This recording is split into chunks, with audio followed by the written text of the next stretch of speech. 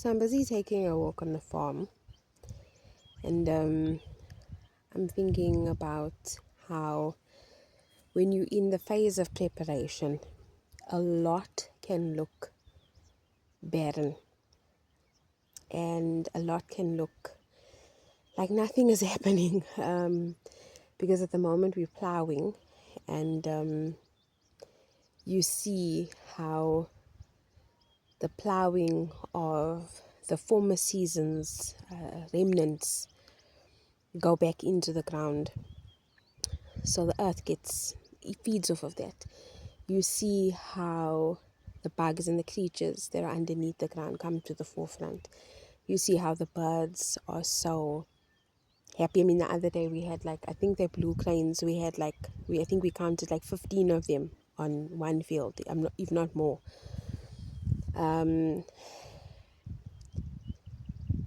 And the way the fields look is how I've been feeling this week. And in time of healing and preparation of your spirit, and now metaphorically and literally of the ground, it can seem like nothing is happening. It just seems like you're toiling, because now the tractor's got to go up and down, busy plowing on the land. And you think to yourself, the foliage and the green and the fruit of the previous season is gone. There's nothing left of that. There's no physical picture for you to focus on and for you to look at. Because I promise you, even last year, when we planted and you see the fruit on the trees and things like that, you look at it and you look at the plants and you think, wow, you focused on the the changing colors of the peppers, and you get green when first you look at flowers. You get so excited when you see the flowers. First you see the little seedlings, and every time you come, your joy just doubles and triples, because you're looking at the little seedlings, you're looking at the shoots, you're looking at the plants getting bigger. The next thing you see bees and you see flowers, and you think, oh, something is happening, and from there you see tiny little green fruit, and from the green fruit it goes to yellow and orange, and then it turns to red. And you look at that, and you forget the pain and the toil and the labor and the financial constraints and the tiredness and all of these things that you concentrate on in that moment, in that time, because you're thinking, oh, I'm chasing the season, I'm chasing the weather, I'm chasing all those things. And if a farmer, it says in the Bible, if a farmer waits for the perfect weather, he'll never plant his seed, and therefore ultimately never get a harvest. And this week has felt the way the land looks. You forget the joy of yesteryear. You forget the fruit of yesteryear, and you focus on the task at hand, which is plow through this thing quickly. We got to beat the seasons. We got to make sure we're ready to plant, all of those things. And with that comes pain.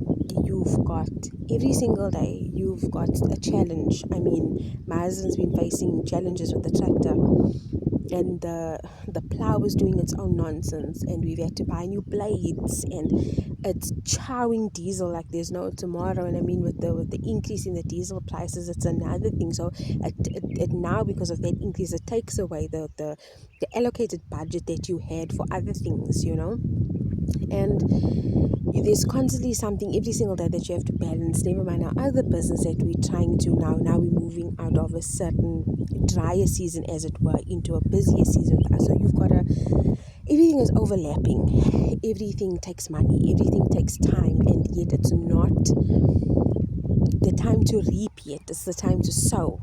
And I've been feeling like that this week, I feel like the season of sowing has been taking so long, because last year, literally in our lives, we sowed and our crop was stolen.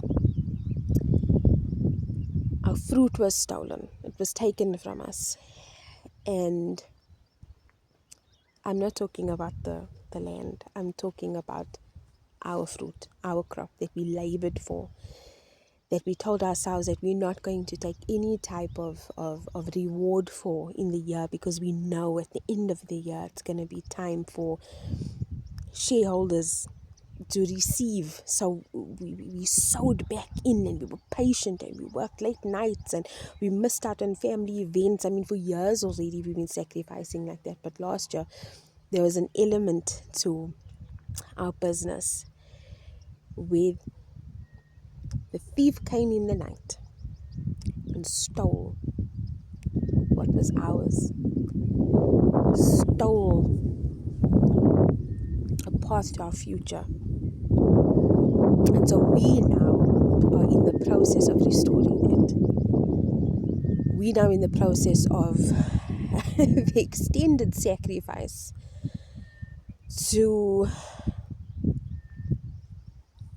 rebuild and put it back together. And Abba is so good, because you go to bed and you think sometimes, is it worth it? Is what I'm doing enough? I could do more. I could be more. This can't be it. I can't just be facing this all of the time. And you cry and you scream, and sometimes you look and you think, am I going to be dry, barren land for the rest of my life? And there was another aspect to what I was facing this week, and I really thought that this week was the week of this thing that I was. It's another thing. It's something very precious to me that I've been praying for, and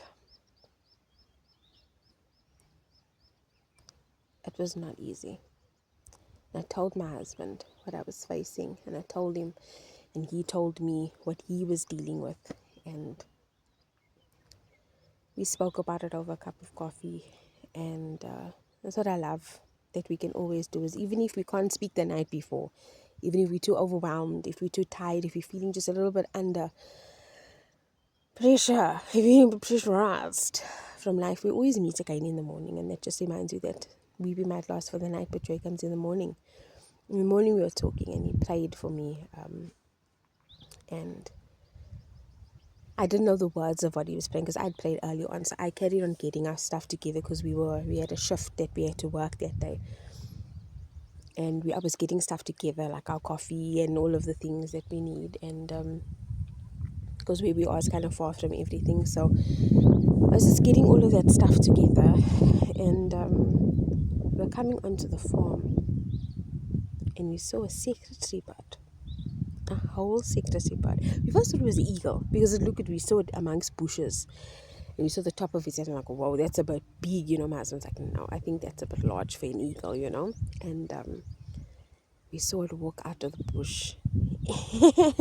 We saw this amazing secretary bird, and we're like, that's our national bird, that is amazing. And if you know anything about secretary birds, if it's not in a conservation, it shouldn't just be randomly in KZN. They like savannas, they like brushes, because they stomp out their predators, they like flat land, they don't like a lot of bushes, they don't like sugarcane.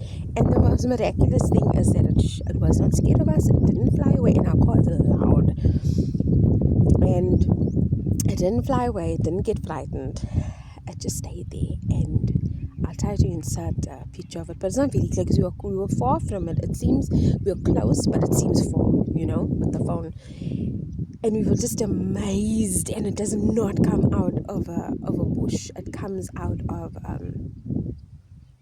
it likes to be able to see the ground. It likes to be able to see its predators, and it came out of the ground, out of the bushes, and it stayed in front of us for quite a while. And then after that, it moved to, which I think was amazing, moved over into the sugarcane. And they hate sugarcane, because sugarcane is too dense for them to move around freely.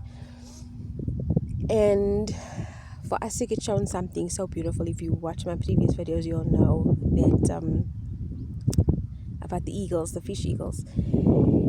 And I've noticed that when we pray, when we're really facing something overwhelming, the Father's so kind enough, and people be like, oh, but it's nature, it's naturally there. Not the way we sing it, okay? Not the way we sing it. And the way Abba is just always reassuring us. And I was so ashamed this week after. I was so angry and I was feeling so bitter and I was feeling so upset. It didn't last for more than a day and a half. But I asked the Father to forgive me, and I said to him, I'm sorry if I'm not focusing on what you need me to focus on. I just feel like my tank, is just so a bit empty. It's running on fumes right now, and I don't want to show my husband I feel like this, and he doesn't want to show me at the times that he feels something like that. Something else happened when I was in prayer the other day. And crying, I was weeping before the Father, and my crying turned into laughter. And I was confused myself, and it's almost like what I had felt was completely lifted up off my shoulders and off my soul. And so I hope and I pray for everybody out there. I mean, this is real life. We've got scriptures that back everything up, but this is real life. This is business. This is marriage. This is life. It's not aesthetically pleasing, like more beige cars and more standard cups. And I love me a big cup, and I love aesthetic things. But I mean, you see what I look like when I come on here. This is not me when I go out, but it is me 90% of the time because I've got things to do. And life is just lifing. But ultimately, let's just look up at our source. Let's look at the Father. Let's continue to pray. Pray for one another. Just pray for one another. There are things that are happening in our lives in this world that are completely and totally beyond our ability to understand, our might and our power. And we war not against flesh and blood, but spirits and principalities. But no weapon formed against us shall prosper. And every tongue that rises in judgment, we will refute. So may I bless you. May you have a good Sabbath. May you have a wonderful weekend. Spend time with your families. Take time to recharge. Fill your cup. It's Women's Day this weekend. I mean, how amazing is that? Be empowered. Big up to the women who are just juggling everything. To the women who are still trying to figure it out. To the women who are looking for partners. To the women who are starting that business. To the woman who's just trying to make it through the next couple of hours. It's gonna be okay. We've all had times where we've wanted to give up. We've all had times where we multiple times a day, literally, where you just want to give up sometimes. You're like, this life is not for me. This walk is not for me. This business is not for me. This whatever is not for me. Be strong. Women are one of the most intelligent. I mean, we are the most intelligent, because we have EQ and IQ. Hey? But the Father meets us where we are. There's no need to go up to the mountain. He sees you. He hears you. Just look. Just listen. Just be quiet.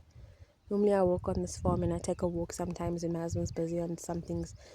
I take a walk and I play praise and worship music and I praise the Father and I pray. And today I just felt that I just stepped aside into the shade a little bit. It was very hot, yeah.